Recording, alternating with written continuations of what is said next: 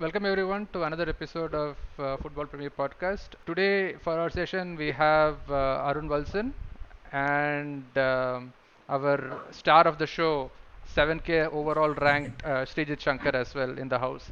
Let's jump right into it. So we'll start with you, Valsan. What's your strategy going into game week 18 and 19?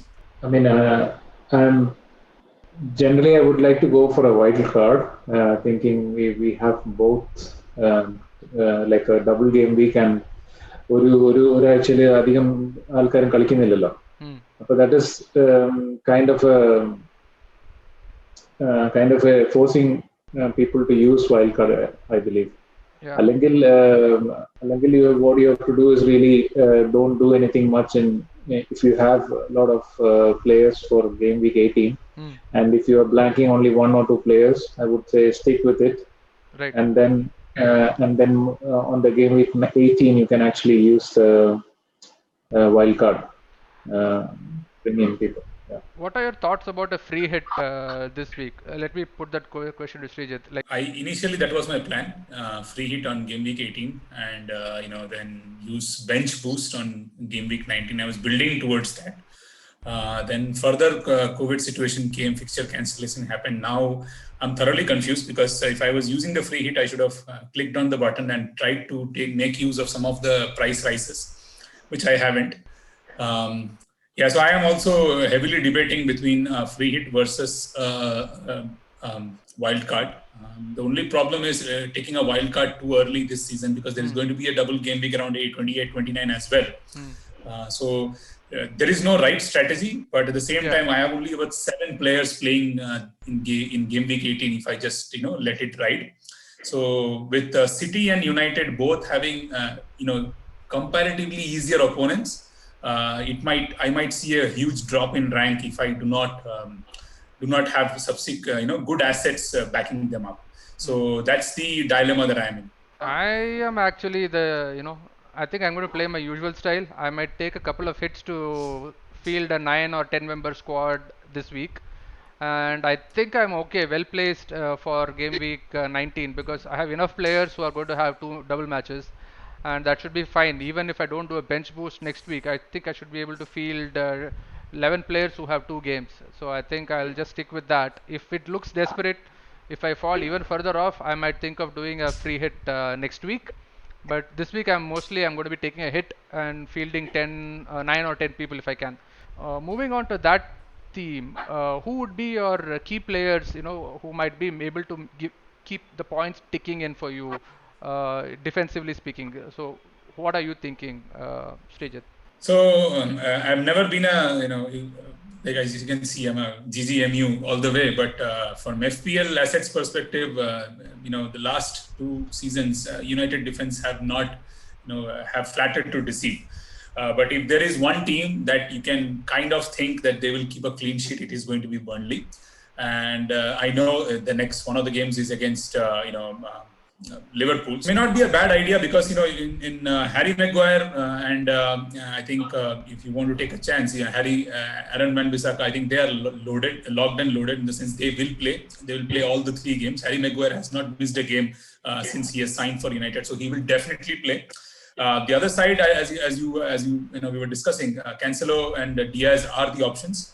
But knowing Pep, and you never know who gets pulled out and who plays. So it's a riskier, 5.3, 5.4 million option that you're getting locked. So that's where I am going with. Defense-wise, I think, like you said earlier, Ruben Diaz is kind of set. I don't think Pep will drop him. I think he'll be playing all the games, is what I feel. And considering the way Arsenal is playing now, I think Tierney is a good option.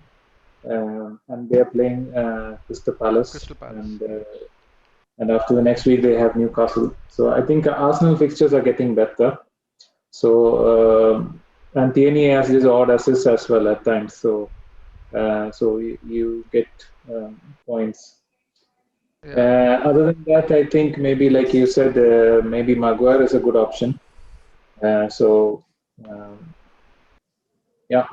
Other than that, I don't think we have a lot of options with he can be, say, consistent in defense. Yeah. So if you are running short of budget and you're considering what you call Diaz or Tierney, I would suggest the alternative for you if you are looking at Diaz and want to find a way into the City defense. Maybe look at John Stones. So he's at least Yeah. $500,000 cheaper, and he's going to give you the same save points as Diaz. So that's one option there. And looking at the Arsenal side of things, if you're not able to afford Tierney, look at Rob Holding because he's cheap enough for you to just be even a bench boost going down the line, right? So those are viable options looking forward. And one thing that we kind of tend to sleep on because we are looking to maximize on game week 18 and also look at players who are double game week players in game week 19. Uh, don't sleep on Newcastle defense. Ciaran Clark is a cheap option for you. He's playing Sheffield this week and he plays Arsenal next. Keep an eye on Newcastle defense as well. They seem to be having good fixtures going forward as well. So if you're not somebody who's going to be free hitting or wild carding, and or rather who's not going to be free hitting, want to look at a long-term option, a cheap option, is get into the Newcastle defense, right? Ciaran Clark and DeAndre Yedlin are going to be good picks for you to focus on. So moving right on further up on the pitch, right? So midfield, anything that stands out right now? So what would you do if you are a Salah owner? Are you going to keep him on the bench and hope that he turns it around, or drop him for say Sterling or KDB or even a Bruno if you don't have one at this point?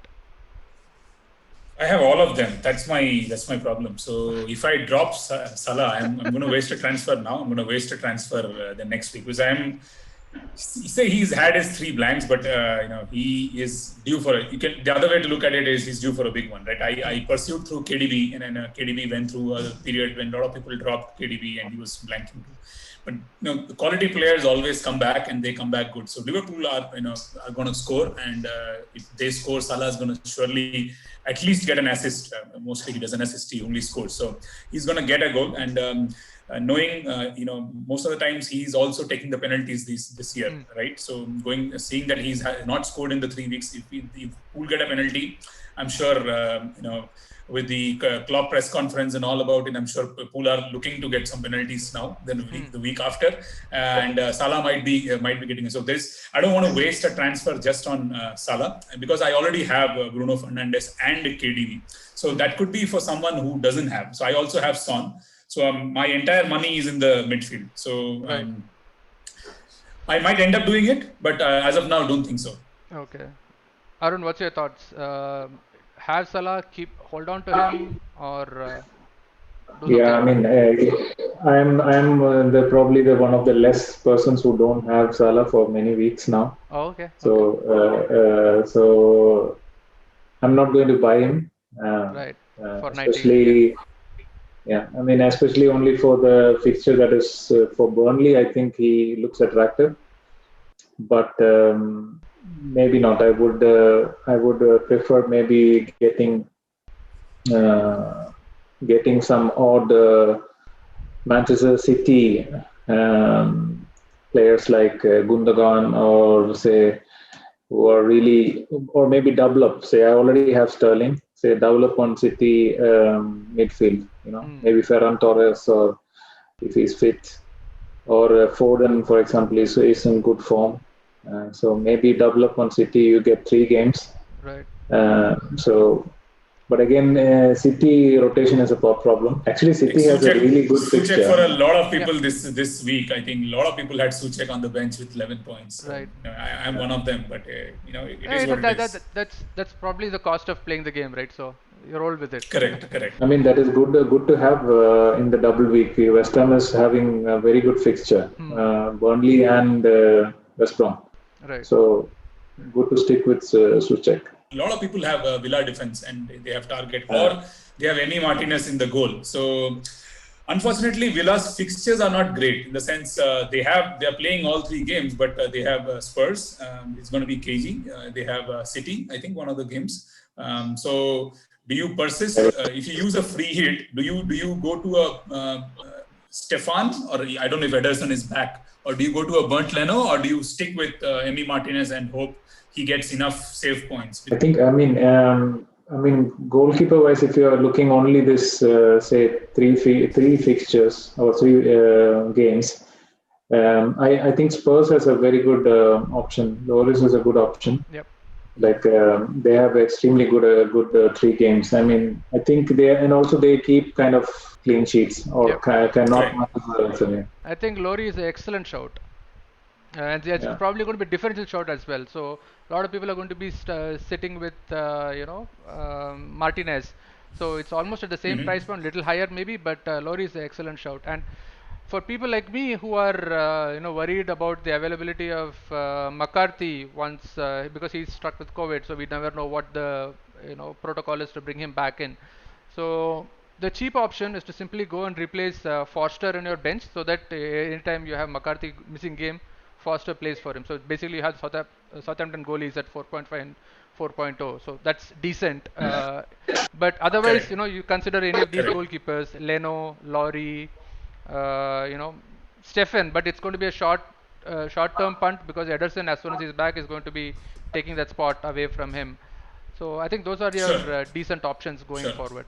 Moving on to the front line, Arun, what are your thoughts on your forwards? Who do you keep for week 18? Who are your options for week 18 through 19 and maybe even beyond? So what are your thoughts? Forward, I think only other than Harry Kane, I don't see anybody who can actually provide good results. Maybe Firmino, I don't know. Maybe as a differential, Firmino is a good option. And other than that, I don't see any good fixtures for forwards, especially. I would like to sell Calvert-Lewin and bring on, say, I don't know, maybe Lacazette. Lacazette is in form. Yep. Yeah. I don't know. Maybe Lacazette's a good shout, but I think he's expensive. He's expensive. He's not a straight swap for DCL, right?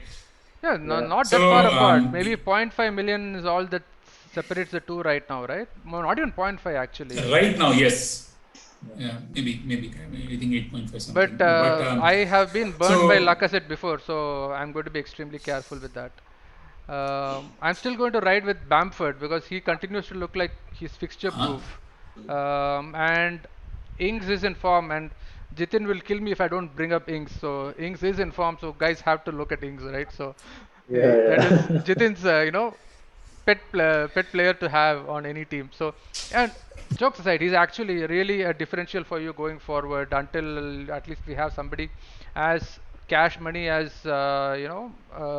Jimenez coming back into teams. I think you need to still look at who's hot on form and just play them for that week-on-week basis and keep swapping them if you have to. I think we should consider Antonio. We should consider him, provided he's not injury-proof. He's fixture-proof, but not injury-proof. So he's definitely someone when in form, and they have a good fixture list coming up. So if he plays if he plays, I think he's a good player to consider. I might get burned for this, but considering this week and the next 2 weeks, someone who's not scored, who's been extremely unlucky, Ollie Watkins. He's in that price bracket. He's in between the 6.5 price bracket.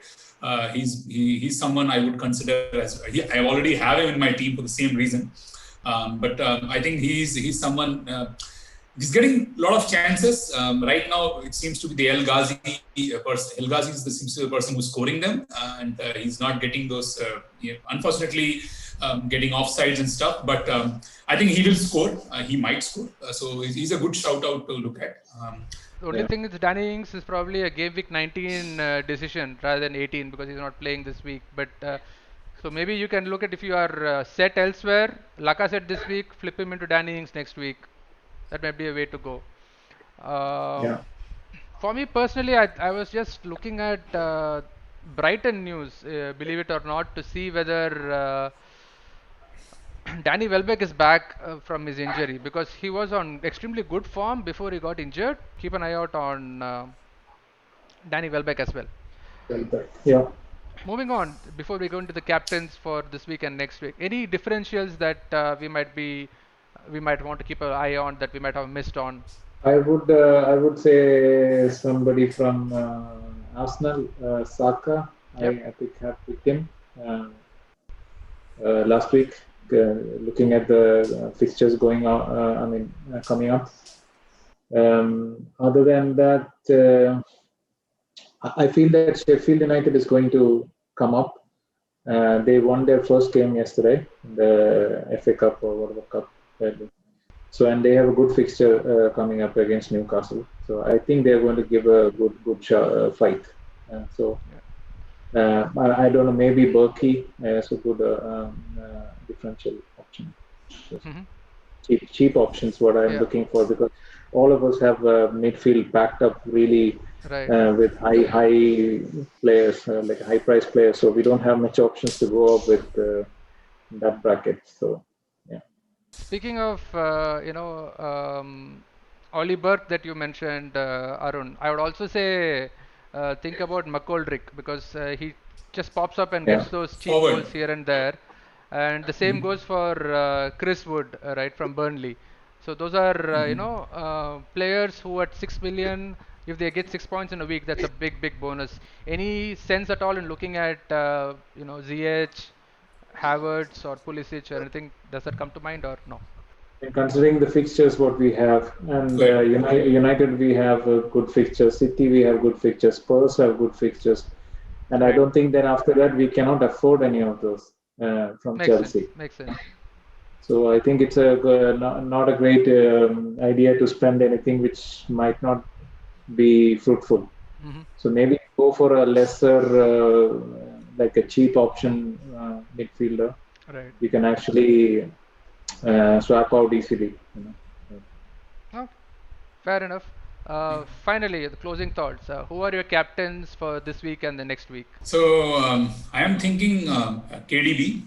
If not, I think it's going to be a close shout between KDB and Bruno, because Bruno has three good. I would say the Liverpool one is good from Bruno's perspective, and he's sure to play all 3 games. And all 3 games he's sure to play 90 minutes, and all of them are away, and his away form is on point. So for the sake of the fan in me as well as the FPL player in me, I would think Bruno gets good returns in all 3 games. I would go ahead with Bruno. It's going to be a massive game for him, and it's kind of a title decider game probably. So and other 2 fixtures also looking very promising. So I think I'll stick and Bruno.